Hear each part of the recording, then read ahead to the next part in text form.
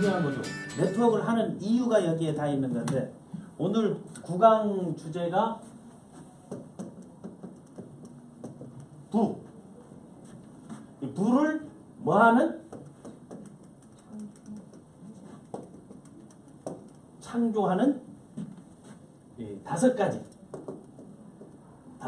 조건에 대해서 오늘 얘기합니다. 여기서 부에 대해서는 여러분 잘 알고 있잖아요. 네. 우리가 원하는 게 여러분 부유함을 원해요? 가난함을 원해요? 부유함을 원하죠. 다음 건강을 원해요? 질병을 원해요? 건강. 행복을 원해요? 불행을 원해요? 행복이요. 그런 걸 할 때 우리가 부를 원한다면 이거를 창조한다. 창조한다는 사전적 의미는 새로운 것을 만들어내는 거예요. 그럼 우리 삶에서 부를 창조하는 그런 다섯 가지 조건이 있는데 과연 내가 가능한가 하는 걸 한번 생각하는 그런 시간을 가져보도록 하겠습니다.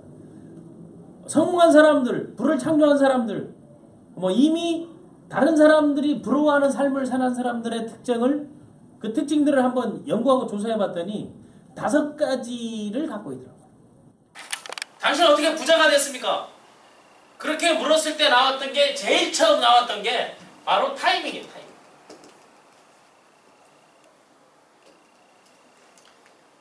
이 타이밍이라는 것은 때를 잘 맞다는 게 아니겠어요? 때를 잘 만났다?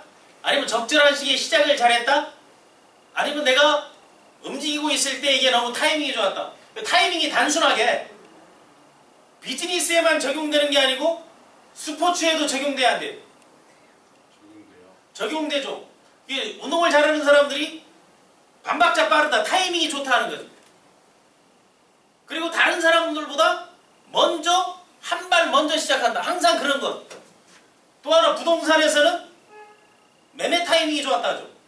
살 때 타이밍도 좋았고 팔 때 타이밍도 좋았다. 주식에서도 마찬가지. 자기가 매수 타이밍하고 매도 타이밍을 잘 맞추니까 이 타이밍이 좋은 사람들이 성공하더라고요. 그러면 지금 내가 하고 있는 일이 시기적으로 시대적으로 타이밍이 맞느냐 하는 걸 생각해봐야지. 도둑질을 해도 타이밍이 중요하네요. 주인이 있을 때 들어가면 들키는 거예요. 없을 때 들어가면 그게 성공하는 건데 그러면 이 타이밍을 중국에서는 뭐라고 하는 거면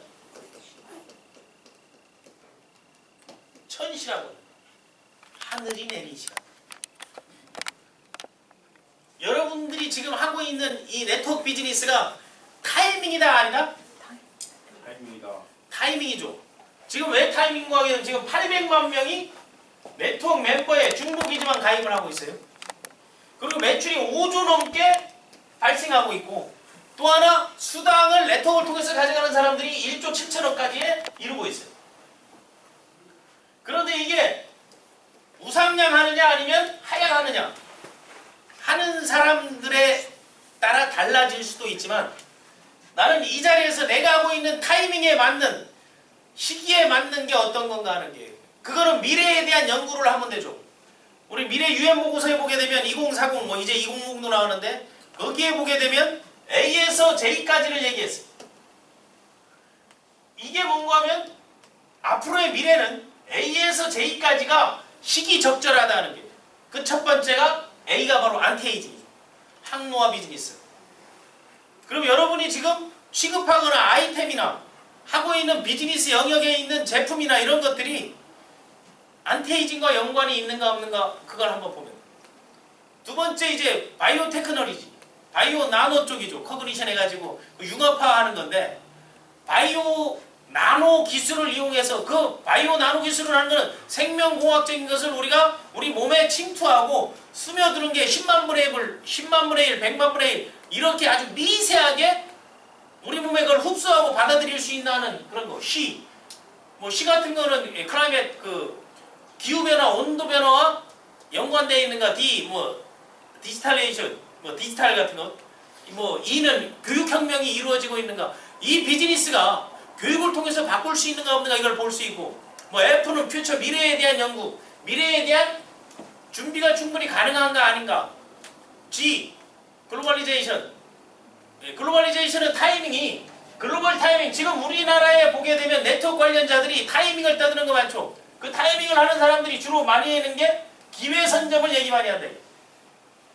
그 기회 선점을 얘기하면서 또 뭘 얘기해요? 줄서기를 얘기하죠. 그런데 엄밀하게 따지면 타이밍은 기회 선점이 아니고 내가 이 일을 하는 시대적 타이밍이 맞느냐, 시기적으로 맞느냐 하는 걸 보는 거예요. 네트워킹은 기회 선점이라는 게 없어요. 기회 선점이라는 것은 어떤 데 기회 선점이 있는 거 하겠는요. 불법 피라미드 펀딩에는 기회 선점이 있어. 그게 뭔가 하면 지난 시간에 보상 플랜을 설명할 때 매트릭스 형태의 바이너리 스피노그라 그랬잖아요. 여기 1명, 2명, 3명, 4명, 5명, 6명, 7명, 8명 이렇게 내려가는 줄 세우기 하는, 그리고 순서대로 오다가 진입되고 하부에 조직이 생겼을 때 수당을 지급하는 이런 데는 기회 선점이 중요하죠. 그러나 네트워크 비즈니스에서는 나보다 훨씬 먼저 한 사람도 나보다 안 된 사람이 있고 나보다 훨씬 늦게 한 사람도 나보다 잘 된 사람이 있죠. 여기서 우리가 말하는 타이밍은 내가 지급하는 품목이나 시대적 상황이 시기적절하냐 하는 거예요. 그거를 보는 거지 특정 회사에 가가지고 줄 서는 건 타이밍이 아니에요. 그러면 지금까지 그 줄 세우기를 했던 많은 사람들, 많은 떴다방들, 리더들 보세요. 잘 되냐? 안 그렇다.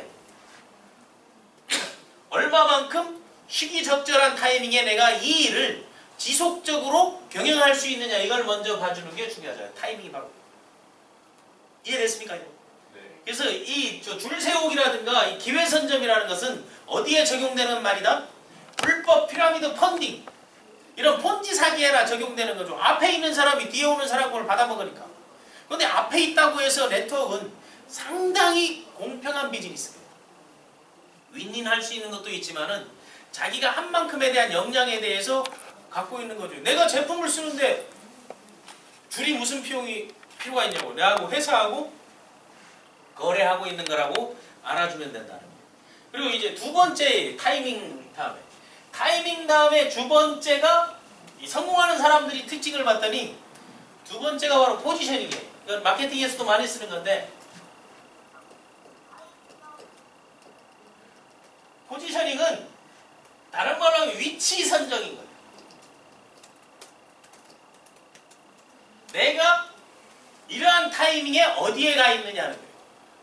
그러니까 이거 두 개도 나쁜 데도 적용돼야 안 돼요? 적용되죠? 줄 세우기 타이밍에서 내가 여기에 있는 사람하고 여기에 있는 사람하고 여기에 있는 사람은 틀리잖아요. 여기에 있는 사람은 내 하부에 하나, 둘, 셋, 넷, 5명만 들어오면 나에게 기회가 들어오는 거죠. 그런데 여기 있는 사람들은 이거 두 명씩에서 8명이 나와야만이 가능한 거죠. 그러니까 그 위치에 따라 달라지는데 이 위치 선정에 대한 중요성은 어디에 적용된다건 바이너리 방식에서 적용돼요. 만약 브레이크어웨이나 이런 데는 여기 리더가 있으면 계속 옆으로 이제 가는 거기 때문에 첫날 하나, 3일째 여기 하나 이 두 사람은 아무 상관이 없잖아요. 그런데 이게 좌우로 바이너리 방식에서는 먼저 하는 사람과 늦게 하는 사람의 차이가 있죠. 그건 위치 선정이지, 타이밍보다. 어느 위치에 갔는가. 자, 여기에 3명, 5명이 가 있는데 다음날은 여기에 하게 되면 여기의 위치는 타이밍하고는 상관없이 여기가 위로 갈 수 있는 거 아니겠어요? 그런데 그 위치 선정이라는 것은 엄밀하게 따지게 되면 조직상의 위치 선정을 말하는 것이 아니라 내가 이 시간에 어디에 있는가 하는 거예요. 성공한 사람들은. 그러면 예를 들면 국가원수들은 보통 누구하고 자주 만나요? 국가원수끼리 만나는 거예요. CEO들은 CEO끼리 만나고, 그런데 노숙자들은 노숙자끼리 만나죠. 같은 시간대에 같은 장소에서 만나게 했기 때문에 이 위치 선정이라는 것은 내가 어떤 사람과 그 시간에 있느냐는 거예요. 누구랑 어울리느냐는 거예요. 예를 들면 서울의 도곡동에 있는 빌딩에 사는, 아파트에 사는 사람하고 아니면 저 지방에 있는 사람하고 가격이 같아야 틀려요.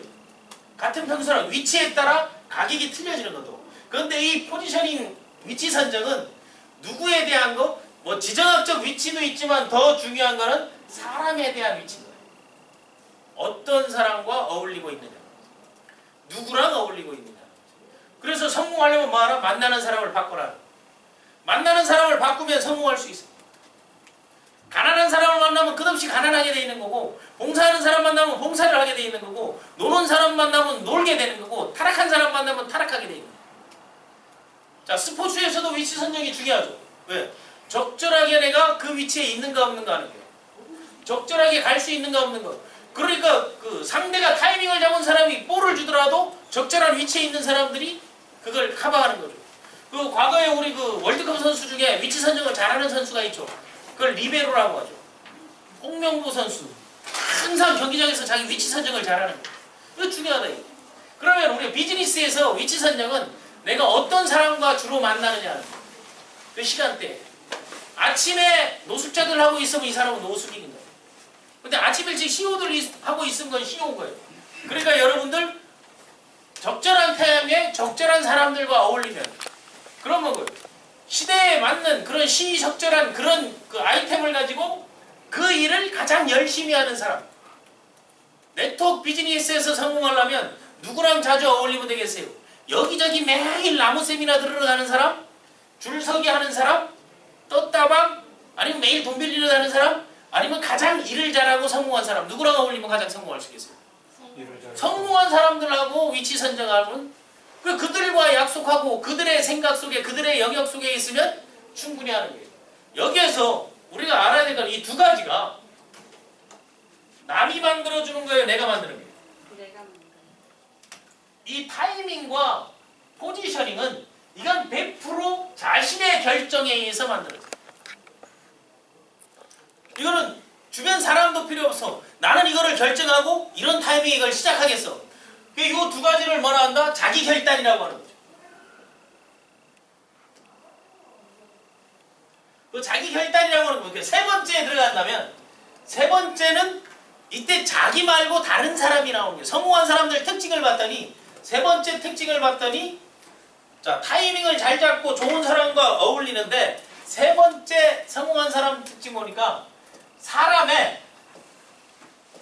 다른 사람의 성격을 잘 파악하는 사람, 다른 사람 성격 파악. 이건 뭔가 하면 사람을 보는 눈을 가진 사람들이 성공한다.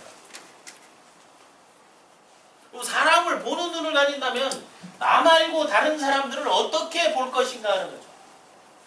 이거를 잘 분석한 사람, 좋은 사람의 성격 파악을 잘하려면은 뭐를 잘해야 되겠어요?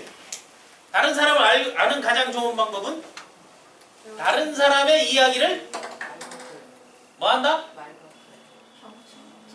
그렇지, 들어야죠. 말도 듣고 글도 보고 경청을 잘해야 된다. 그럼 경청을 하려면 어떻게 해야 돼요? 대화를 해야 돼요. 그래서 경청이 잘 되면 이 사람은 대화가 되는 사람이라고 사람들이 나는 한마디도 안 했는데 예? 그래요? 그렇군요 하니까 사장님은 대화가 된다고. 그럼 여러분 대화가 잘 되는 사람은 어떤 사람? 경청의 비중을 늘리는 거죠. 다음 대화를 해야 경청이 될 거 아니에요. 그러면 경청을 할 때는 뭐? 듣기. 그 다음 뭐 하기? 반응하기. 반응을 심하게 하면 맞장구 치기. 이런 것들을 잘하는 사람들이 경청을 잘해요. 성공한 사람들 보니까 남의 이야기를 잘 듣는 사람이에요. 그건 다른 말로 하면 이 사람이 원하는 게 무엇인지를 아는 사람. 그럼 경청을 잘하려면 뭘 잘해야 된다? 그 위에 경청보다 더 잘한 게 뭐? 질문을 잘해야 된다.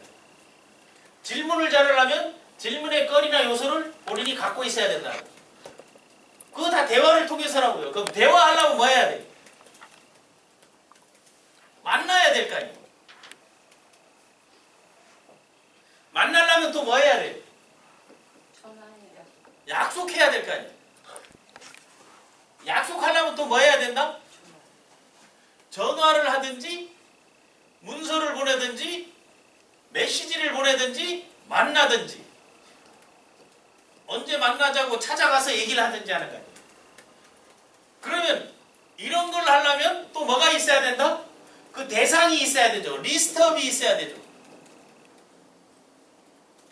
그래서 이 리스트업을 하는 것은 다른 문제가 아니고 사람의 성격을 파악하는 거, 사람이 원하는 게 뭐라는지. 그래서 사람은 파악할 때 이 사람이 원하는 거, 그걸 원추라 그래요. 다음에 필요로 하는 거, 그걸 니즈라 그래요. 그러니까 마케팅에서는 니즈 파악 하잖아요. 소비자 니즈 파악. 그리고 인간관계에서는 원칙 파악. 그 사람이 원하는 걸 파악하는 거. 그것도 물어볼 필요가 있는 거죠. 적절하게 그 사람에게 물어볼 수 있다면, 질문할 수 있다면 그 사람을 파악할 수 있는 길이 있다는 거예요. 그래서 리스트업이 중요해서 네트워크 회사에서는 워크숍에서 뭐 인맥관리 리스트업을 하기 시작하는 거죠. 그건 다 뭐 하기 위해서? 이러한 과정을 만들기 위함입니다. 그러면 첫 번째, 두 번째 타이밍이나 위치 선정, 내가 어디가 세미나장으로 갈지, 미팅장으로 갈지, 아니면 어디 노래방으로 갈지, 찜질방으로 갈지 누가 결정하는 거예요? 내가 결정하는 거예요. 이 두 가지는 자기 결정, 혼자서 할 수 있는 거고. 세 번째는 뭐 내담자 또는 상대방이 있다는 거 아니에요. 그 상대방이 원하는 게 뭔지, 하고 싶어하는 일이 뭔지, 좋아하는 게 뭔지를 뭐 질문을 통해서 물어보는 거예요. 그러려면 질문을 통해서 물으려면 첫 번째, 항상 영어에서 나오는 게 뭐예요? And you 아니에요. 뭘 물어보면 넌 어때? And you 했을 때 그 and you라는 질문을 했을 때 넌 그럼 뭘 원하는데 했을 때 자기가 원하고 필요로 하는 것들을 정리를 하죠. 그 정리하는 걸 뭐라 그래요? 성공의 기초 단계에서 PPS라고 합니다. 퍼스널 플래닝 시스템에서 내가 원하는 거, 내가 갖고 싶어 하는 거, 내가 하고 싶어 하는 거, 그리고 내가 가고 싶어 하는 거, 내가 이루고 싶은 거, 되고 싶은 거 이런 것들을 적잖아요. 그걸 적으면서 상대는 어떠한가 해서 나와 같은 팀이 될 수 있나 없나 이거를 충분히 파악할 수 있는 거예요. 그래서 내담자가 나왔죠. 여기에서는 엄밀하게 따지면 A, B, C만 중에서 A가 없이 B와 C, 비즈니스 메이드와 C, 클라이언트, 커스터머, 컨슈머 이것만 연결되어 있는데 네 번째 성공한 사람들을 보니까 네 번째 성공한 사람들 네 번째 요소를 봤더니 바로 뭐였는가 하게 되면 네 번째가 소위 말하는 성공한 사람들은 능력 있는 사람을 잘 활용하더라. 이거였어요.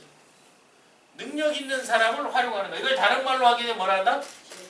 그렇죠. 지렛대 원리. 이만한 바위를 자기 스스로 안 되는 지렛대를 대니까 움직인다는 거죠. 이러한 지렛대 원리 이거를 이제 경영에서 비즈니스에서는 뭐라 한다? 레버리지 효과라고 하는 거예요. 그 레버리지 효과를 만들어낸 사람이 바로 호일러라는 교수지. 아무도 경영대에 있었던 호일러라는 교수가 야, 그 사실은 니보다는 먼저 한 사람이 어드바이저 할 수 있는 사람이 더 잘 알지 않느냐.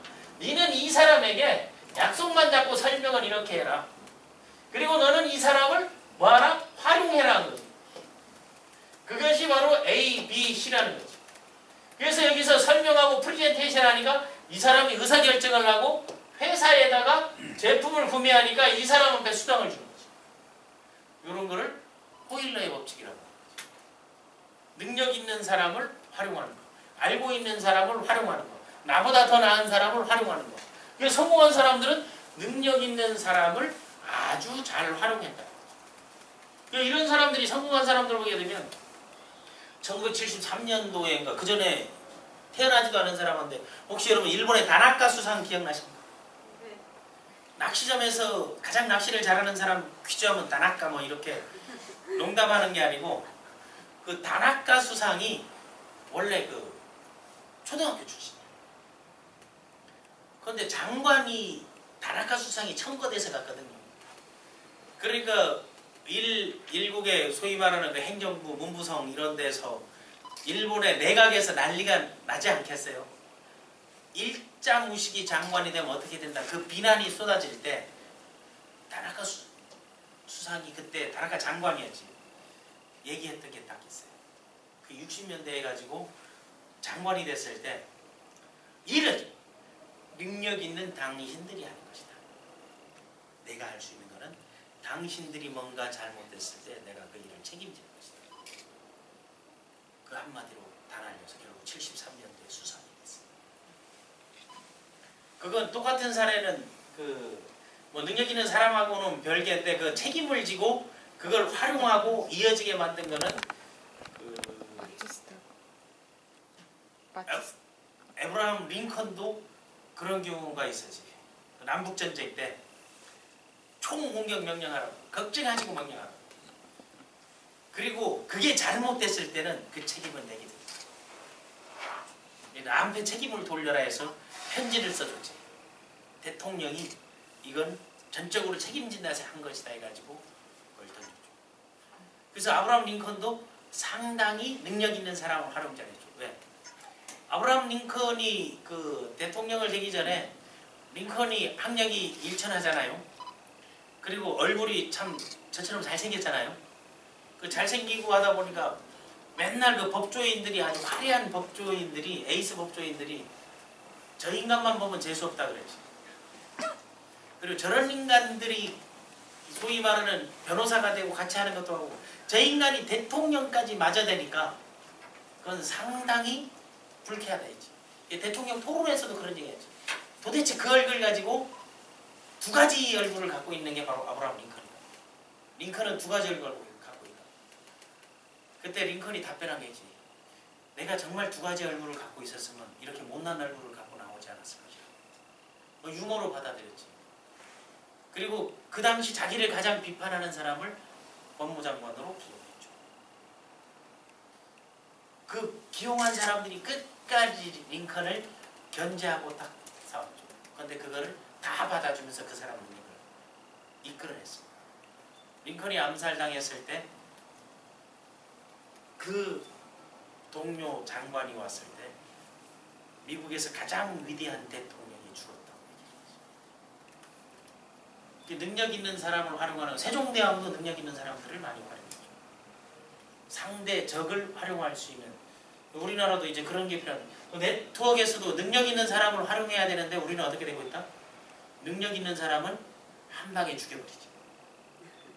직급이 우선이고 매출이 우선이고 다음에 자기 레벨이 깡패고 그러니까 좋은 사람들이 들어올 길을 막아버리는 거죠.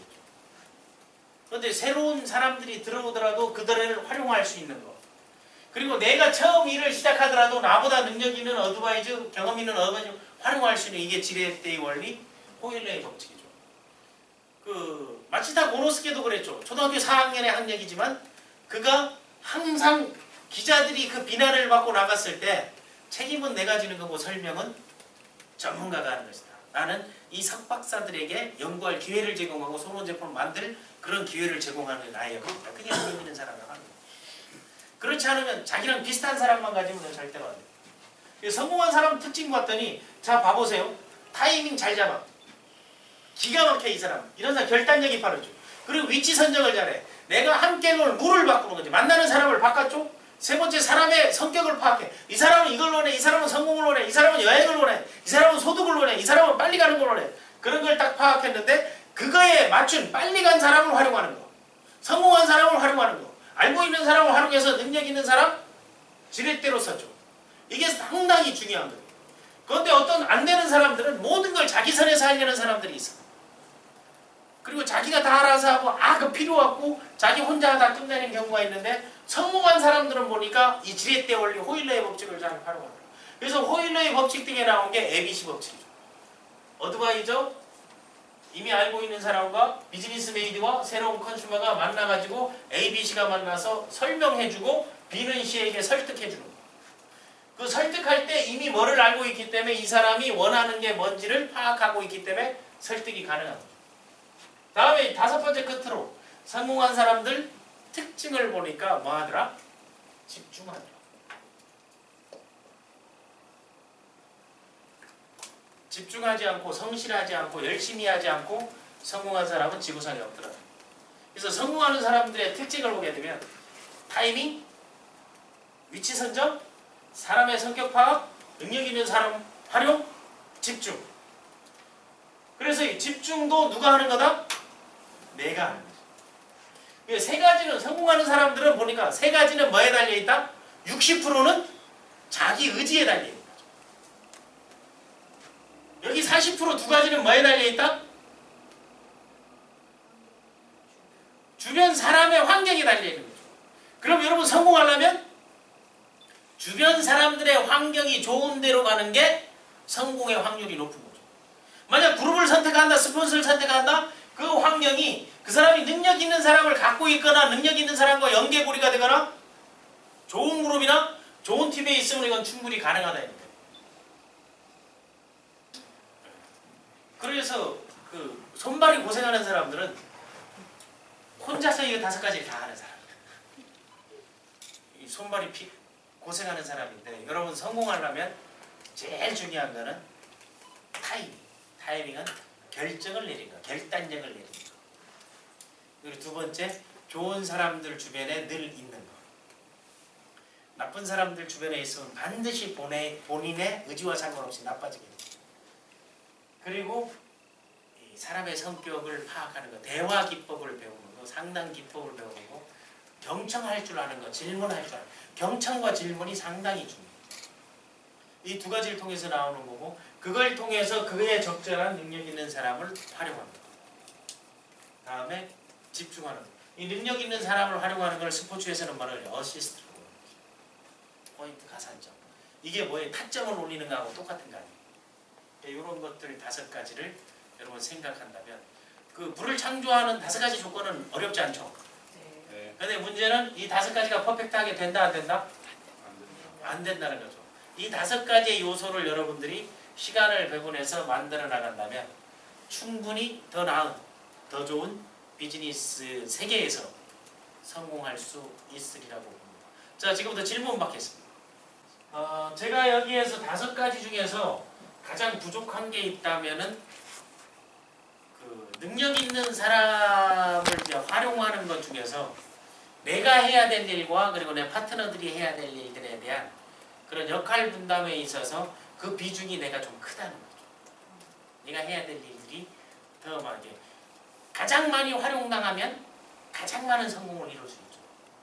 네트워크는 활용당해도 성공하고 활용해도 성공하고 역량이 커지면 활용당하면 돼요. 그러니까 여러분들이 저를 많이 활용하면 되는 거고 나도 여러분들을 많이 활용하기 위해서 뭘 한다? 육성을 하고 코칭을 하고 트레이닝을 하고 있다. 그리고 그 위치 선정이나 이런 타이밍적인 거는 이제 지금 하고 있는 일이 A 플랜, B 플랜, C 플랜을 다 하고 있다 보니까 이게 한쪽으로 이제 집중되는 것보다 분산되어 있는 상황이라는 거. 그런 거를 커버하기 위해서는 시간 관리를 또 철저히 해야 되는 거. 골고루 보충도 됐지만 골고루 부족한 거를 늘 갖고 있죠. 그래서 항상 노력해야 된다는 겁니다. 또 질문 받겠습니다. 중요한 건데 사람의 성격 파악을 할 때 그 성격 파악하는 틀들이 많이 나와 있잖아요. 과거에 건강에 대한 성격 파악을 할 때는 혈액형을 봤어요. 혈액형을 가지고 혈액형이 그 상당히 오래된 거예요. 수백 년이 된 그 방식인데 그것도 일종의 통계인데 그 크게 보게 되면은 뭐 디스크 행동 유형으로 보는 경우가 있죠. 볼 때 디스크로 보는 경우는 이 사람이 적극적인가 하는 거. 아니면 이 사람이 소극적인가. 이게 타당하지 않으니까 자기 기준으로 볼 때 나보다 적극적인가 나보다 소극적인가로 보는 거죠. 일반적으로 자기는 어디에 있는 자, 적극적인가 소극적인가를 보는 거예요. 그 다른 말로 하게 되면 성격이 급한가 성격이 느긋한가 이걸로 봐도 되잖아요. 또 어떤 거 보게 되면 외향적인가 내성적인가 이거 보면 되죠. 이거는 나와야 안 나와요? 딱 나오죠. 그런데 이 사람이 일을 함에 있어서 행동을 하는 거 이건 일반적인 거 일을 함에 있어서 어떤가 일을 할 때 성과 중심인가 하는 걸 봐야죠. 결과를 만드는 거 중심인가 아니면 일을 할 때도 관계 중심인가 이렇게 볼 수 있잖아요. 관계를 중시하는 사람이 있으니까 그건 괜찮아 우리 같이 하는 걸로 만족해 하면서 막 하이파이브하고 막 등 두드리고 안고 하는 이런 사람도 있잖아요. 그런데 어떤 사람은 아주 까칠하게 하면서 반드시 성과를 내고 결과는 어떻게 됐어 이것만 얘기하는 거예요. 그럼 이렇게 나눈다면 그 영역을 볼 때 적극적이고 성과 중심인 사람들 이 사람들을 분류할 때 보통 독수리형이라고 분류하죠. 독수리의 뒤를 따서 뭐 도미넌스 하다 하는 거예요. 뭐다? 주도적인 사람. 주도적인가 아닌가 이걸 딱 보는 거죠. 그런데 소극적이면서 관계 중심인 사람들이 있어. 내성적이면서 그냥 말은 없는데 그냥 그렇게 해 하면서 아니 네가 하면 뭐 할게라든가 그냥 뭐 보고 뭐 그때 되면 그래 하지 하면서 남의 그 변화를 싫어하는데 남 하는 대로 그냥 따라하는 사람들 있죠. 이런 사람들은 약간 사슴형들이야. 남한테 해는 끼치지 못하는데 먹히긴 잘해. 우리나라 네트워크에 제일 많은 사람들이죠. 그런 사람들을 사슴형이라고 해요. 그래서 S를 타가지고 스테디하다는 거지. 뭐 안정적인 걸 좋아. 안정지향형. 변화보다는 가만히 그 있는 상태가 지속되길 평화로운 상태를 좋아하는 사람이지. 그게 부자든 가난하든 간에. 그런데 적극적이긴 한데 성과보다는 그 자체를 좋아하는 사람들이 있죠. 관계 중심인 사람. 막 사교적인 사람 있잖아. 어디 가면은 막 명함 주는 거 좋아하고 뭐 얘기할 때 막 올리고 막 이래 하이파이브 좋아하고 하는데 실속은 없는 사람들. 그런 사람들을 보면 꼭 아이돌고래 같잖아. 애들같이 어른이 애들처럼 하는 사람들을 아이형 해가지고 인플루언스 해가지고 어디든 간에 이제 잘 스며들어. 이런 사람들을 사교적이라 하지. 사교적이다 하는 부분하고. 근데 반대로 소극적이긴 한데 말은 잘하는데 까칠하기도 한데 끝까지 뭘 해내려는 사람이죠. 뭐 맡은 바 책임을 다하고 뭐 일을 맡았으면 끝을 봐야지 하면서 이거 뭐 하게 되면 이거 누가 다 할 거냐 해서 마무리 다 하고 뭐 얘기하게 되면 성질 내면서도 욕하면서도 따지면서도 지 할 일 다 하는 사람이 있어서 있잖아요. 그런 사람들은 가만히 두면 참 평온한데 코브라형이라 하지. 건드리면 벌떡 일어서서 독을 발산할 소지 있는 사람. 이 코브라형들을 캘쿨러스 하다 해가지고 분석적이라고 하는데 요모저모 따져보는 사람들. 그럼 네트워크에서는 딱 보게 되면 요 형태를 벗어나는 경우들이 거의 없어요. 이런 사람들은 뭔가 하면 네가 꼭 필요해 하는 사람. 네가 리더를 하고 네가 그룹을 만들고 네가 이끌면 네 없으면 이게 안 된다니까 딱 보게 되면 네가 주인이라고. 그리고 그럼 네가 다 먹어. 그리고 네 산하에서 쫙 풀고 나가게 되면 바지 올리면서 이제 하는 사람들이지. 이제 일단 해봐라 하는 사람. 그러면 누가 앞에 얘네 이제 각각 하고 야 얘네들은 좀 피곤하지 않느냐? 걔 보고 연락하라 하고 얘네 오라 하면 올 거라 일하는 사람들이 딱 있지. 소그룹 리더형들. 그리고 전체하고 규모를 좋아하고 사무실 하고 딱 사무실 내주고 명함 딱 봐주고 그룹장 이런 거 직함 좋아하고 하는 사람 이런 사람들이죠. 그런데 이 사교적인 사람 있지. 누구도 하고 누구도 하고 누구도 하니까 그럼 나도 할래 하는 사람들이잖아. 그리고 막 전체 모든 세미나 할 때 와 박수 치고 어디 오게 되면 사장님 오면 같이 사진 찍고 뭐 이제 왔다 갔다 하면서 이거 알리고 하는 사람들 있잖아. 그 실속은 별로 없지. 그런 사람들이 사교적인. 이런 사람들은 뭔가 하게 되면 호스트 세우면 좋은 사람들. 야 네가 호스트 세우고 안내장 보내고 네가 전화하고 온 사람들 이게 딱 따라고 어서 오세요 안녕하세요 하면서 저 봉숙이에요 하면서 막 하는 사람 있잖아.